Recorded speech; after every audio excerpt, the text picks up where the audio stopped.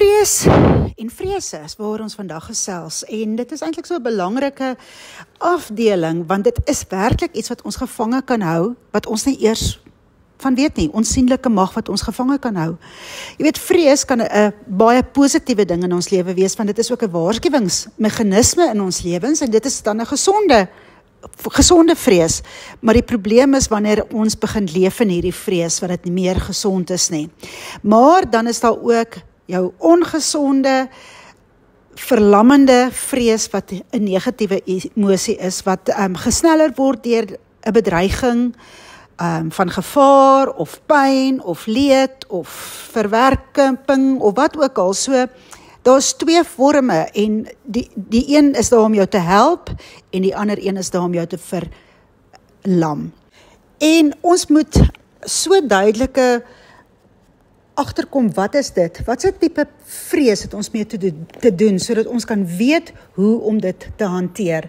Want elke vrees moet gekonfronteer word, en dit moet hanteer word. Wanneer jy nie die vrese in jou lewe konfronteer nie, word dit groter, en dit gaan later 'n baie groter effek in jou lewe en in jou verhoudings hê. Twee uitloopsels van vrees is om veilig te voel, en die ander is om onseker te voel. En jy weet, vrees beïnvloed ons onmiddellike reaksie, maar wanneer ons vrees toelaat en aanhang daaraan, dan het dit 'n langtermyn effek op ons, wat ons gedrag en ons besluitneming beïnvloed. Dit is uiters belangrik dat ons die vrese, die onderliggende vrese in ons lewens sal identifiseer. Ons moet dit identifiseer sodat ons juis in aksie kan oorgaan. Vrees kan net oorwin word wanneer dit gekonfronteer word. Ons kan nie vrese onder die mat inskuif en dink alles gaan net regkom nie. Ons moet dit konfronteer en ons moet dit oorwin. Kom ek bid vir ons. Vader, ek bid vandag dat U vir ons sal kan help, of kom help om vrees in ons lewens te identifiseer, vir ons te kan kom leer hoe om dit te oorwin, sodat ons in volheid kan lewe, sodat ons nie gevange gehou word nie, sodat ons nie verlam word nie, sodat ons nie ons deelname in die lewe stop nie, en ons uitprop uit die lewe uit as gevolg van vrese. Ek bid dat U ons sal lei, ek bid dat U aan ons openbaar sal maak, en dat U in hierdie tyd en in hierdie boodskap ons kragtig sal maak, en dat U vir ons hierdie area sal wys, sodat ons in moed en in braafheid die lewe vorentoe kan gaan. In Jesus se naam bid ek dit. Amen. Ek onthou toe my kinders nog op skool was, en dan sit nou atletiek byeenkoms, en dan hier aan die einde van die dag, dan het hulle nou een of ander resies vir die ma's en die pa's, en dan kan al die mammas te mekaar ook nou atletiek hardloop, en jy weet, en daar was altyd, dit was so wonderlik om altyd te sien hoe almal eintlik 'n bok vir sport is en deelneem. Maar dan het jy ook hierdie mammas nou gehad, wat maar eerder op die paviljoen agtergebly het.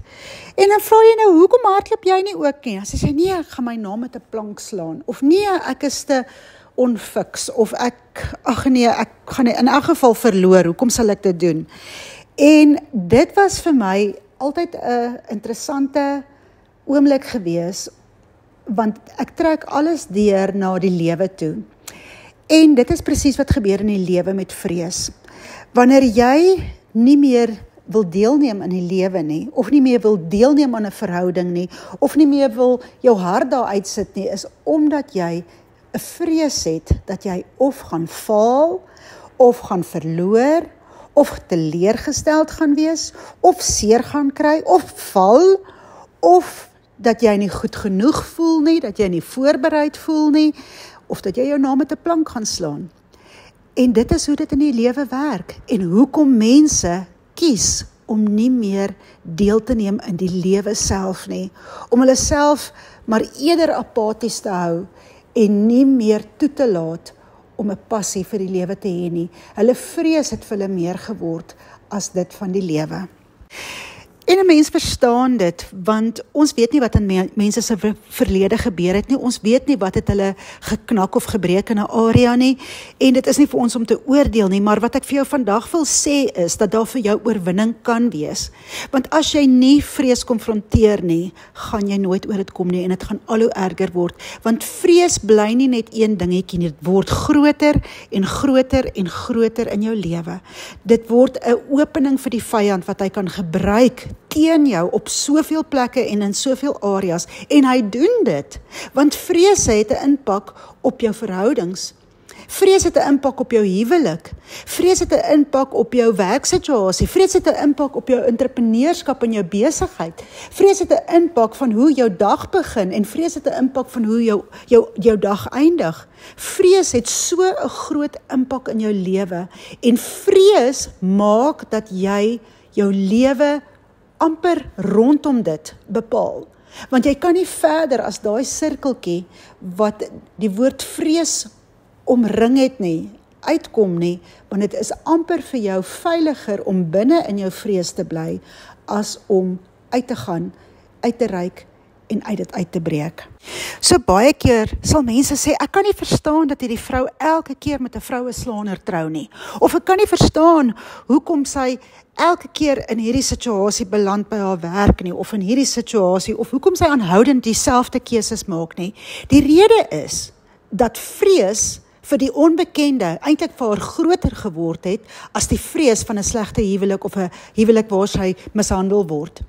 Want vrees het vir haar, vir die onbekende het vir haar 'n moeiliker uitweg geword, want binne in haar bekende weet sy hoe om in beheer te wees, en hoe om iets te hanteer, en hoe om net te oorleef, maar die vrees vir die onbekende maak dit sy op een plek bly, maak dit sy nie kan groei nie, maak dit sy nie kan verder sien nie, want die vrees vir die onbekende het letterlik vir haar groter geword as die vrees wat binne in haar huis of in haar omstandighede is. So jy kan sien dat vrees so 'n impak het op jou lewe as dit nie gekonfronteer word nie, en wanneer dit eintlik nie geïdentifiseer word nie, want mense weet nie, wanneer jy vir hulle die dag sê, kan ek vir jou sê, hoekom jy nie anders lewe nie, dis omdat jy bang is vir die onbekende, dan is dit eintlik vir hulle soos 'n deurbraak in hulle lewens, want hulle besef dat dinge kan eintlik anders te wees, hulle weet net nie hoe hulle dit anders te kan aanpak nie.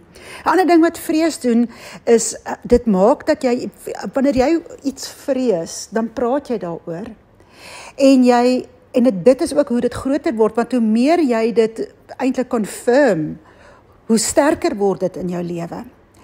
En ek praat met mense, en ek werk met mense, en dan baie keer sal jy hoor, mense sal sê, ek sal nooit weer lief hê nie. Ek sal nooit my hart ooit weer so vir iemand gee nie. Niemand sal ooit my hart weer breek nie.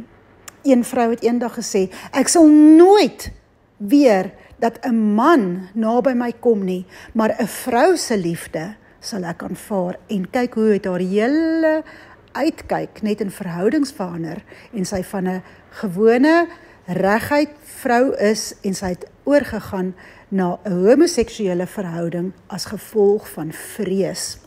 So vrees is nie net iets waarvoor jy net ligtelik bang is nie. Vrees bepaal jou lewe. Kom ons gaan kyk 'n bietjie, waar kom vrees vandaan?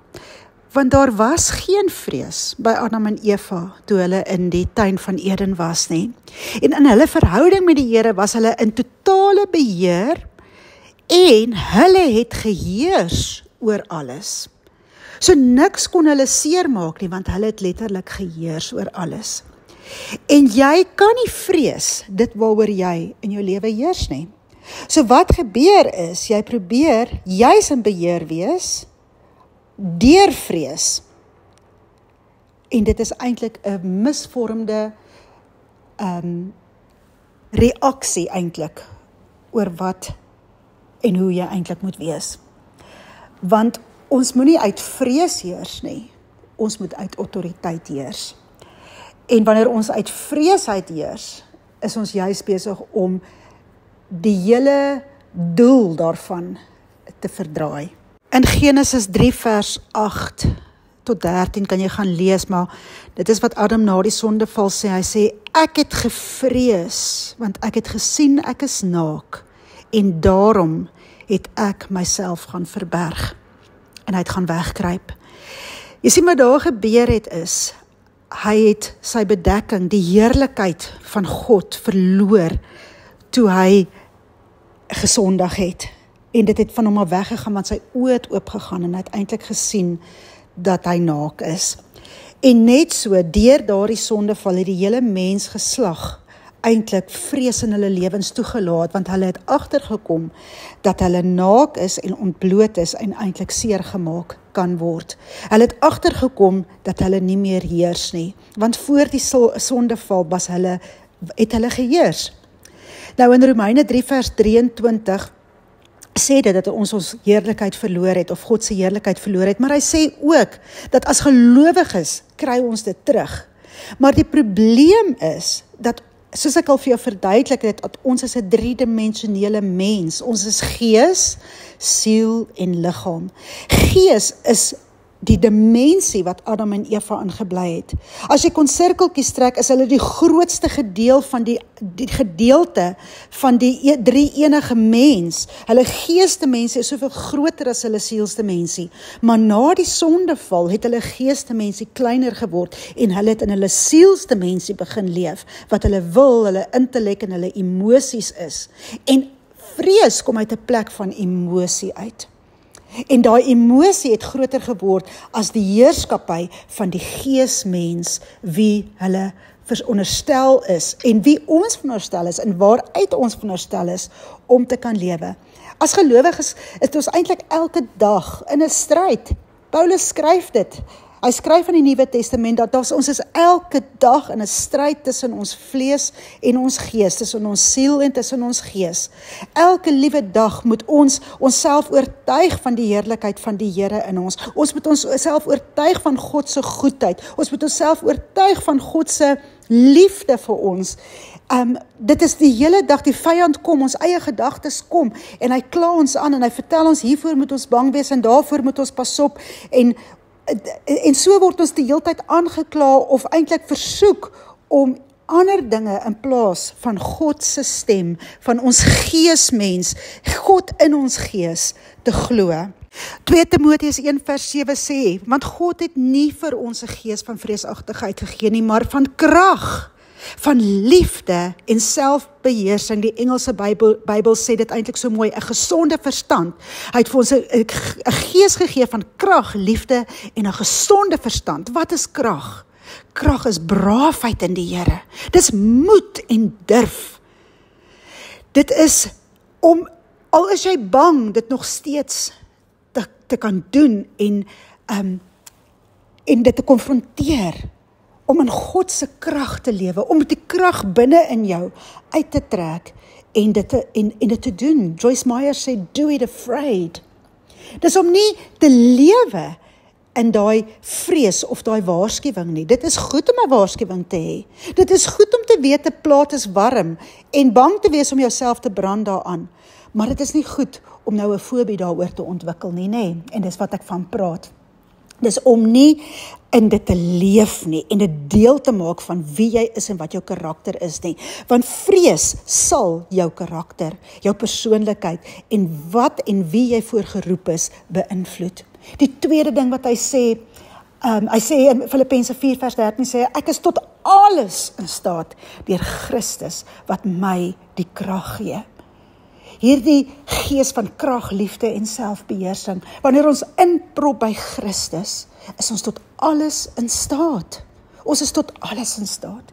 Die tweede deel van hierdie teksvers sê, liefde. 1 Johannes 4 vers 18 tot 20 sê, daar is geen vrees in die liefde nie.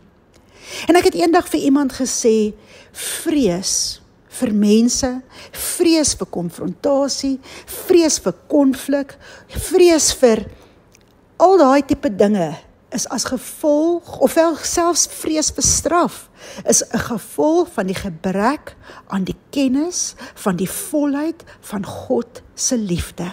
Jy verwag die heeltyd straf. Jy verwag die heeltyd jy gaan ontbloot word. Jy verwag jy gaan die heeltyd verneder word. Jy verwag dat jy nie toegemaak is deur God en deur sy liefde nie. Hierdie gees wat teen liefde staan, hierdie vrees dat jy het iewerste opgeslip en dat God se liefde nie genoeg daarvoor is nie, is 'n leuen vanuit die hel uit. Die derde een wat sê selfbeheersing of 'n gesonde verstand. 'n Vriendin van my het op haar WhatsApp status het sy FEAR, fear, false evidence appearing real. En ek het eendag vir 'n vroutjie gebid wat in die hospitaal is en die dokters het alles gesê wat die toetse sê, wat fout is met haar. En ek sê vir die Here, maar dit is die feite. Wat bid ons? Want hierdie is die feite. En die Here sê vir my, daar's 'n verskil tussen die feite en sy waarheid. Want sy waarheid is, dat maak nie saak as die toetse sê, sy het breinskade nie. Sy waarheid is, dat hy kan elke neuron weer aan mekaar verbind. Dit maak nie saak of die toetse sê, dat sy het, kom ons sê nou maar, te veel bloed verloor en daar is wat ook al nie. Die waarheid sê, die Here gee weer bloed. Die Here maak reg. Die toetse kan sê, sy het kanker, maar die God se waarheid is, hy genees. Die toetse kan dit sê, maar die God se waarheid. En so het die Here vir my geleer, dat 'n gesonde verstand is om die heeltyd te onderskei tussen wat is feite en wat is God se waarheid. Jou bankbalans kan sê, jy het nie geld nie, maar God se waarheid is, hy sorg vir jou. Hy sal vir jou planne gee.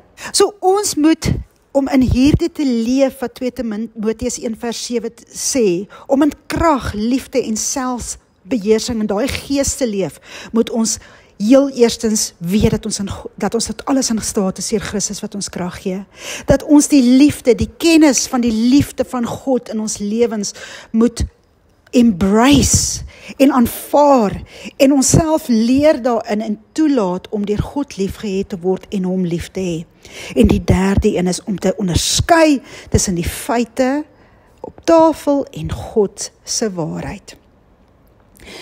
In die Bybelse tyd is 'n stad omring deur 'n sterk muur.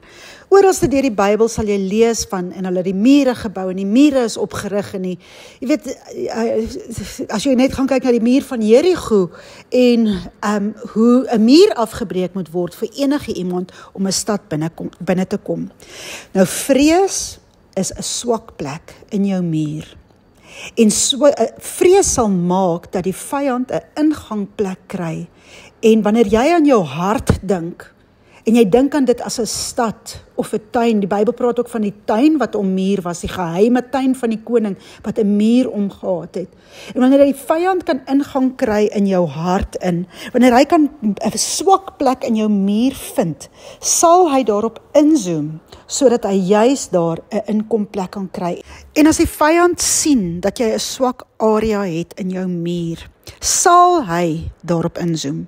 En hy sal probeer inkom op een of ander manier, en hy sal soveel meer van sy leuns bring, want die ding is, hy kom in daai plek in van vrees, en dan begin hy jou hart volpak met sy leuns. Ons moet hierdie vrees in ons lewens moet ons konfronteer, want as ons dit konfronteer, is ons besig om daai muur te versterk in ons harte. En jy weet, daar's goeie mure en daar's slegte mure, maar ek praat vandag van 'n muur wat deur God se waarheid gebou is. God se waarheid wat jou hart bewaar. As die vyand 'n swak plek op jou hart se muur vind, weet jy nie nou al nie, of het jy nie al agtergekom in jou lewe, dat die vyand maak alles erger en groter. 'n Klein dingetjie word al hoe groter en erger.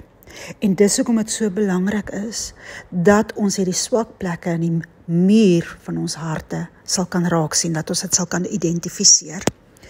Julle het seker al gehoor dat daar's 'n veg of 'n vlug reaksie op wanneer jy bang gemaak word.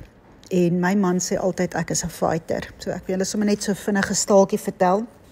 So ons is in 'n mall en die dag is ek besig om op 'n laer rakkie vir my iets te soek, en hier's heeltyd hierdie 2 of 3 tieners wat hier om my is en dan strek hulle oor my en dit en nou sê ek vir hulle moet loop, hulle pla my, ek is besig hier, ek was eerste hier gewees, maar hulle hou aan en aan en aan. Nou is ek klaar op my hoede, want ek weet mos nou al dat in ons land spesifiek is hierdie ouetjies is opgelei in kriminele bedrywighede. Maar in elk geval, ek sê toe vir hulle, ek gaan nou die sekuriteit roep as hulle nie nou weggaan nie. So toe gaan hulle weg en ek staan toe op en ek is verder in die winkeltjie besig en ewe skielik voel ek hoe iemand van agter af my handsak ruk en ek draai om en ek slat 'n pothou. En wie staan toe agter my? My eie man, wat my toe nou wou skrik maak, maar ek slat vir hom 'n bloedlip. Hy is so kwaad vir my en hy is toe nou daar uit. En dit is vir my so snaaks en die sekuriteitsbeampte wil lag, maar jy weet, ons moet nou baie ernstig wees, want die man se ego is nou geskend. Sy eie vrou het vir hom 'n bloedlip gegee daar in die winkel. So hy sê altyd, jy moenie vir Jessie skrik maak nie, want sy sal vir jou hart slat. Sy's nie 'n vlugteling nie, sy fight. En jy weet, en so het ons elkeen nou maar 'n reaksie, ons veg of vlug. En die groot ding is net, ons moet leer om vir die regte dinge te veg. Ons moet leer om uit ons vrees uit, nie te vlug vir die verkeerde goed nie, maar om wys genoeg te wees, om ons rug te draai op sekere goed wat nie belangrik genoeg is, om voor te veg of voor te vlug nie, en ook dan te veg vir dit wat belangrik is in ons lewens. Weet, veg vir die regte redes, maar die ding met vlug is, dit krimp ons wêreld, dit maak ons wêreld klein, want dit maak dat ons dinge vermy en dit uitstel, en dit is net so, dat wanneer jy iets vermy, of dit uitstel, of dit nie hanteer nie, word dit groter in jou lewe. Dit word net groter, as jy net gaan kyk vir Dawid, en die Israeliete, en toe Goliat daar was, Goliat het daar gestaan en die Here se naam uitelik gebruik vir dae lank aan een. En die Israeliete was so bang geweest en hulle het dit uitgestel en hoe meer Goliat gepraat het, hoe banger het hulle geword en hoe groter het hulle vrees geword.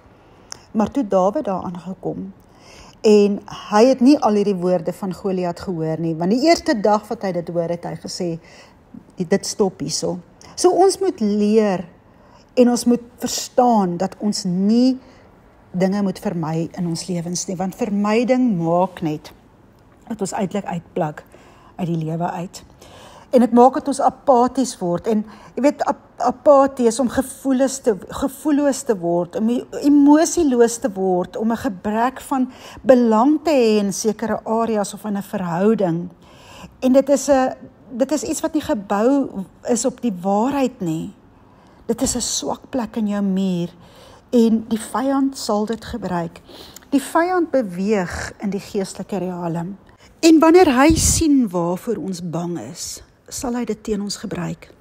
Nou, in my vroeë jare in die bediening, ek weet eintlik nou nog nie hoekom nie, maar was ek vreeslik bang vir die okkulte gewees, en dan ry ek Bybelskool toe, in die aande, ek het Bybelskool klas gehad, en daar was altyd op hierdie een hoek hierdie heks gewees, of hierdie shaman, of sangoma, of wat ook al gewees. En as ek daar verby ry, dan slat ek hoendervleis uit. Ek het eintlik, voor ek nog verby daai hoek ry, het ek al begin hoendervleis uitslaan en 'n angsaanval gekry, want ek moet nou verby die ou ry. Vandag weet ek nou beter. Maar die vyand sien dit, en dit stroop van jou 'n autoriteit. So gaan ek op 'n uitreik saam met iemand in 'n ander land, en hier is ook hierdie shamans en hierdie sangomas, en ek, as daai duiwels uitgedryf word uit hierdie mense, of hierdie goed manifesteer, dan is ek, skrik my boeglam, ek word so bang, en die vyand het dit gesien. En ek moes werklik dit bely het, dat my vrees vir dit was groter as my vrees of my geloof in God gewees. Jy sien, want vrees en geloof staan reg oor mekaar. Dit kan nie saamloop nie. Vrees en ongeloof loop hand aan hand. Daarom is dit so belangrik, dat jy vrese in jou eie lewe, hoe groot of hoe klein, man, dit kan hoogtevrees wees. Dit kan dit kan enige iets wat jy vrees, kan teen jou gebruik word. Nou, ek het al gesê, as ek nou ooit in my lewe in 'n drein moet val, dan moet hulle my net daar doodskiet.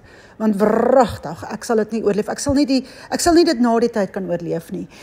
En dis hoekom ek sê, vrees kan tot jou dood lei, as jy dit nie hanteer en dit konfronteer in jou lewe nie.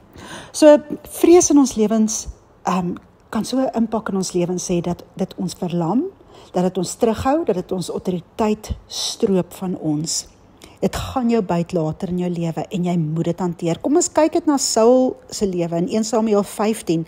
Samuel se opdrag aan hom was, maak al die Amalekiete dood, al die diere, alles moes dood gemaak word, en toe het hy dit nie gedoen nie. En toe Samuel vir hom vra, hoekom het jy dit nie gedoen nie? Toe sê, maar ek het vrees gehad vir die manne, en ek het eerder die beste van die byt aan hulle uitgedeel. En weet jy wat het daar gebeur? Die koningskap is van Saul gestroop, maar nie net van Saul nie, maar sy hele generasie. Jonathan, sy seun, wat 'n goeie mens was, hy was Dawid se beste vriend. Die koningskap was selfs van Jonathan afgestroop. Saul se hele generasie is gestroop van koningskap af. Jy sien, want mense het groter as God geword vir Saul.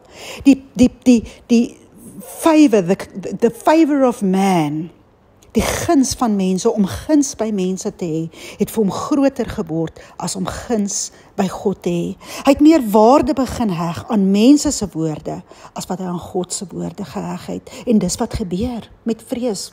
Jy heg minder waarde en waarheid aan God se woorde en God se woord en God se beloftes, dat jy eerder vrese en ander stemme, mense in die vyand se stem, glo en na luister.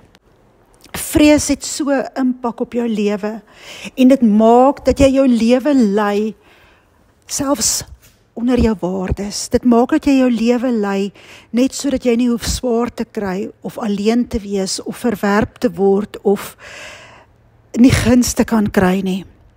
Ek onthou, ek werk eendag met 'n vroutjie en ek vra vir haar, hoekom doen sy wat sy doen? En sy sê, Jess, ek vat maar enige man, of hy nou getroud is of nie, want ek is so bang om alleen te wees. En ek sê, maar wat se waarde heg jy aan jouself? Hoekom dink jy gaan alleen wees? Sy sê, ek weet nie, maar ek vat eerder wat ek kry, voordat ek alleen is. Haar vrees net om alleen te wees, is om te glo die vyand se stem wat vir haar vertel, sy is nie goed genoeg, om iemand te kry wat regtig vir haar sal lief wees nie, wat vir haar by haar sal stik, wat met haar sal uithou, wat met haar sal aangaan in die lewe, want sy het die vyand geglo, wat gesê het, sy het nie waarde nie, in plaas om God se woorde van haar te glo. En partykeer is dit so 'n lang pad, wat 'n mens met so 'n persoon moet stap, om werklik al daai leuns een vir een te gaan uittrek, om hulle te laat glo, dat hulle is waardevol genoeg. En so kan ek die staaltjie agter staaltjie agter staaltjie vertel, van mense wat gekies het om eerder verkeerd te kies, as om hulle vrees te konfronteer. Jy sien, vrees het so invloed op jou verhoudings. Jy word 'n people pleaser. Jy lewe later teen jouself, net om ander tevrede te hou. Jy vrees om konflik te hê, want net word jy verwerp, of stilgemaak, of verneder, of wat ook al, so jy vermy konflik. Jy vrees verwerping, jy vrees om te val. Perfeksionisme is 'n uitloopsel van vrees, want as ek perfek is, kan niemand my verwerp nie. As ek perfek is, gaan ek aanvaar word, maar op die einde van die dag kan jy net so lank voorhou dat jy perfek is. Vrees vir die toekoms. Vrees vir of jy voorgesorg gaan word. Vrees vir alleenheid. Vrees maak dat jy valse verantwoordelikhede opneem en jouself uitbrand. Vrees maak dat jy hopeloos voel, want jy kom net nie by dit wat jy probeer nie. Vrees veroorsaak ongevoeligheid, dit veroorsaak wantroue in jou lewe, dit veroorsaak bekommernis en angs. En dit alles lei na soveel meer. Daar's 'n prys wat jy betaal wanneer jy buig voor vrees. En dit is uitbranding en depressie en op die ou einde wat ons laas oor gepraat het, haat vir jouself, want jy leef nie meer volgens jou eie waardes nie. Vrees het so van jou kom stroop en kom steel, dat jy nie eers meer weet wie jy is nie, nie eers meer 'n toekomsvisie het nie eers meer hoop het vir die toekoms nie. Vrees steel van jou, dit is 'n dief wat daagliks van jou kom steel uit jou lewe uit. En vrees, as jy dit kan oorwin, sal jou hele lewe verander. Die Bybel sê vir ons, jy moet die Here jou God lief hê met jou hele hart, jou verstand en al jou krag, en dat jy geen ander God voor my kan hê nie. En die ding is, mense vra, okay, maar hoe kom ek dan nou oor hierdie vrese wat ek het? En ek het met 'n kursus so goeie metodiek geleer, hoe om oor vrees te kom in my eie lewe.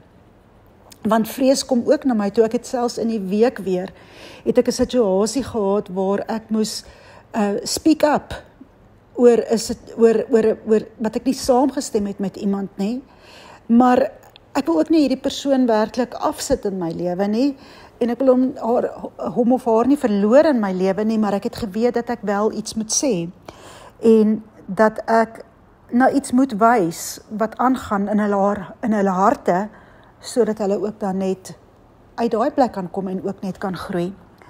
Maar wat ek vir jou net wil leer vandag is hoe om vrees in jou eie lewe te hanteer. So, vrees kom baie subtiel na jou toe, en dit sal vir jou sê, jy kry nou die aandag van hierdie persoon af, as jy nou nie reageer op die aandag nie, gaan jy nou eintlik, jy gaan nie goed voel oor jouself nie, maar as jy reageer op hierdie aandag, dink het aan daai lekker gevoel wat jy gaan hê, hoe jy oor jouself gaan voel. Of vrees kom, en vrees sê vir jou, as jy nou eerder stil bly as om te sê wat jy moet sê, dan gaan jy nie konflik hoef te hê nie, want konflik is sleg, en konflik maak dat jy nie kan vooruitgaan in die verhouding nie. Of vrees sal vir jou kom sê, dat gebruik maar eerder hierdie alkohol of dwelms, want dan gaan jy bietjie stres verlig. Of vrees gaan vir jou sê, isoleer jouself, moenie weer betrokke raak in 'n verhouding of in 'n vriendskap nie, moenie iemand weer met jou hart vertrou nie. Wees eerder eenkant. Vrees sal vir jou sê, wees perfeksionisties, kry net hierdie reg. Maar wat ek vir jou wil leer vandag, is dat jy kan vrees net daar en dan stop. Wanneer jy weet mos nou al, wat is dit wat na jou toe kom? En in die week toe hierdie spesifieke ding met my gebeur, want ek het dadelik gevoel, ek moet dalk net gou regmaak, en ek moet myself verduidelik, en die Heilige Gees het my net daar gestop en gesê, nee, jy het die regte ding gedoen. En die Heilige Gees herinner my aan die metodiek wat ek geleer het, en die metodiek is, jy sê, vrees vir verwerping, ek sien jou, en ek buig net voor een God, en jy is nie daardie God nie.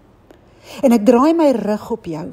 God se waarheid is my belangriker as om ore te streel en nie die waarheid oor te dra nie. Vrees vir alleenheid, kom ons sê nou maar, ek buig nie voor jou nie. Ek sien jou, maar ek buig nie voor jou nie. Want vrees vir alleenheid sal maak dat ek my waardes laat sak. My morele waardes sal verminder net om aandag te hê of om iemand te hê vir die aand. Vrees vir autoriteit. Weet jy dat jy 'n ongesonde vrees vir autoriteit kan hê? En ek het 'n ongesonde vrees vir autoriteit in my skooljare opgebou, want daar was onderwysers wat hulle mag misbruik het en boelies was. En later in my jare was ek so bang vir 'n baas of vir ewen my predikante ek het 'n ongesonde vrees vir hulle gehad as gevolg van autoriteit wat in my skooljare boelies was. Dan sê ek, vrees, ongesonde vrees vir autoriteit, staan reg teenoor respek. En ek sien dit en ek weier om te buig voor dit. Ek buig voor geen mens nie.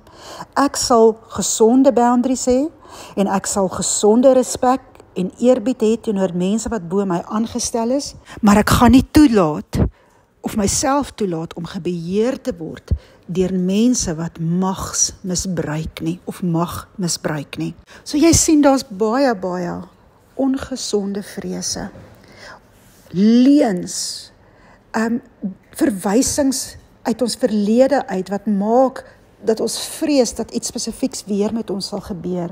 En so vermy ons sulke situasies, ons vermy konflik, ons verander wie ons is, sodat ons net nie in situasies moet kom wat weer daai pyn of lyding of verwerping of wat ook al na ons toe moet bring nie. En ek wil vir jou vra vandag, dat soos wat ek hierdie boodskap, dat jy gaan luister om weer en gaan vra die Heilige Gees om vir jou te wys wat daar in jou lewe is, wat 'n swak plek in jou muur is, waar die vyand kan kom en hy kan 'n groter gat in jou muur maak, sodat hy 'n groter invloed in jou lewe kan hê, en hy letterlik kom steel van jou lewe. Daagliks kom steel, maar ook jou toekoms te kan steel, soos wat hy Saul en Saul se hele generasie se toekoms gesteel het, as gevolg van vrese. So ek wil net hê jy moet jou oë toemaak, en ons bring net hierdie vandag voor die Here. En as jy iets in jou eie hart sien, wat jy wil bely vandag, bely dit voor die Here, sodat dit ook dan jy oorwinning kan kry. Want die ding is, jy kan net oorwinning kry, wanneer jy in 'n geveg gaan, en jy 'n konfrontasie met jou vrees het. So kom ons maak ons oor toe. Vader, ek wil kom bely vandag, dat ek vrees in my lewe het. Bekommernisse, angs, wantroue, ongeloof. My behoefte om te beheer is 'n cue dat ek vrees in my lewe het. Dat ek my isoleer het, dat ek innerwels gemaak het, dat ek gesê het ek sal nooit weer lief hê of in 'n vriendskap wees of wat ook al nie. Dat ek vrese het om te verval of deur mense verwerp te word. Dat ek voor valse verantwoordelikhede opneem, en daar's soveel vrese wat ek in my lewe toegelaat het, vrees om alleen te wees, wat gemaak het dat ek selfs my morele waardes laat vaar het. En ek bely dit vandag, en ek besef dat dit 'n verdere opening oopgemaak het in my hart, vir die vyand om ander dinge, haat en seksuele sondes, en soveel meer ander dinge in my lewe te bring. En ek kom vandag en ek sê jammer, ek bely dit voor U, en ek vra dat U my sal vergewe, en dat U my sal verlos en losmaak van die gees van vrees in die naam van Jesus. Ek bid nou dat U die gees van krag, van liefde en van 'n gesonde verstand oor my sal laat vaardig raak. Dat ek sal weet dat ek geliefd is, dat ek sal weet dat ek in die krag van God tot alles in staat is deur Christus. En dat ek sal 'n gesonde verstand hê om te weet dat die feite kan een ding sê, maar U waarheid sê 'n ander ding. En ek glo eerder U waarheid. Vader, ek bid dat U aan my sal kom openbaar elke vrees wat ek het, of dit van vrees van mense is, of dit ongegronde vrese vir die lewe is, of dit net 'n plek is waar ek geunplug het, omdat ek nie weer wil seer kry nie. Bid ek dat U vir my sal kom wys, sodat ek nie die lewe en die wonderlike geleenthede wat die lewe my bied, sal uitmis of sal vermy nie, en dat ek nie sal toelaat dat die vyand verder van my steel, as gevolg daarvan dat ek vrees in my lewe toegelaat het nie. Ek bid dit in U naam, in Jesus se naam. Amen.